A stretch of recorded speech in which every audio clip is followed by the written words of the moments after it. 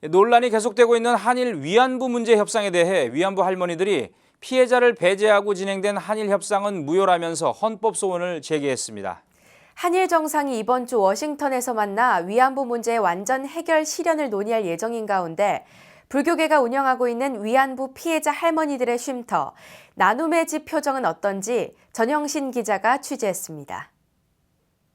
한일 양국은 지난해 12월 일본군 위안부 피해자 지원을 위해 일본 정부가 10억 엔을 지원하는 대신 위안부 문제를 불가역적으로 마무리하기로 합의했습니다. 저희로서도 이 합의가 12월 28일 합의가 조속히 이행된 것이 중요하다는 판단에 재단 설립 문제 등에 대해서 여성가족부 관련 실무부서들과 협의를 진행 중에 있습니다. 하지만 일각에서 졸속 합의라는 비판이 제기되면서 논란은 여전합니다. 위안부 피해자 할머니들은 정부가 합의 과정에서 피해자들을 배제했고 합의 후에도 내용을 제대로 설명해주지 않아 피해자의 절차적 참여권과 알 권리를 침해했다며 헌법 소원을 제기했습니다. 특히 위안부 피해자들의 쉼터 나눔의 집을 운영해온 불교계는 일본 정부가 법적 책임을 인정하고 진정한 사죄와 재발 방지를 약속하는 것이 중요하다는 입장입니다. 개인의 청구권을 침해한 거거든요. 그래서 이건 문제가 있다. 그래서 대통령께서 이번에 미국에서 한일 정상회담을 할 때 분명하게 이 합의안을 피해자가 반대하기 때문에 우리는 이 합의안을 다시 재협상을 하던가 피해자가 원하는 쪽으로 이제 재협상을 요구해야 될 것 같습니다. 유엔 차원에서도 한일 간의 위안부 합의는 유엔의 인권 메커니즘이 제시한 원칙들을 반영해 나갈 수 있어야 한다는 것에 방점을 두고 있습니다.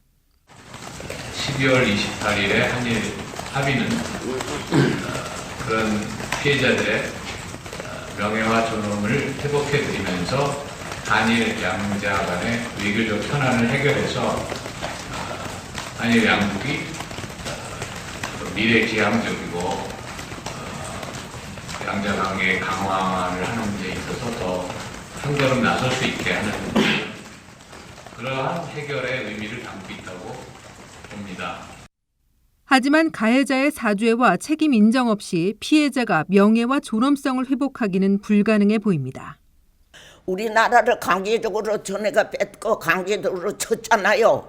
그랬는데 우리가 그저 돈만 준다고 그거 동의할 것도 아니라 이 다음에 합의하게 되면 이 문제를 다 털어놓고 말하고 앞으로 있어서는 그 전에 털은 또 사죄해놓고 또 뒷공지 또 쳐면 안 되는 거야.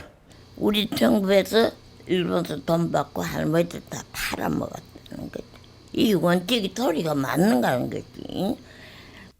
실제로 일본 정부는 합의 발표 직후 유엔에 위안부 강제 연행은 증거가 없다는 입장을 보내는 등 합의 이전의 주장을 계속하고 있습니다.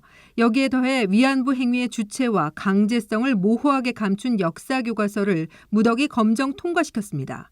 시미즈 서원은 일본군의 연행되라고 서술했던 표현을 식민지에서 모집된 여성들로, 도쿄 서적은 위안부로 끌려갔다는 표현을 위안부로 전지에 보내졌다는 표현으로 바꿨습니다. 한일 당국 간의 위안부 졸속 합의는 또다시 역사 왜곡으로 이어질 것이란 우려가 현실화된 상황입니다. 오는 31일부터 미국 워싱턴에서 열리는 해관보 정상회의에서 박근혜 대통령과 아베 신조 일본 총리가 정상회담을 가질 예정인 가운데 이 같은 국내 여론이 반영된 진일보한 메시지가 나올 수 있을지 주목됩니다. 일본의 언론들은 한일 정상이 일본군 위안부 문제의 완전한 해결 실현을 논의할 것이라고 보도하고 있지만 피해자들의 용서가 없는 한 위안부 문제는 현재 진행형입니다. 위안부 문제로 얽힌 매듭을 풀기 위해서는 피해자의 명예와 존엄을 회복하기 위한 일본의 진정 어린 사과와 재발 방지 대책이 따라야 할 것으로 보입니다. BBS 뉴스 전영신입니다.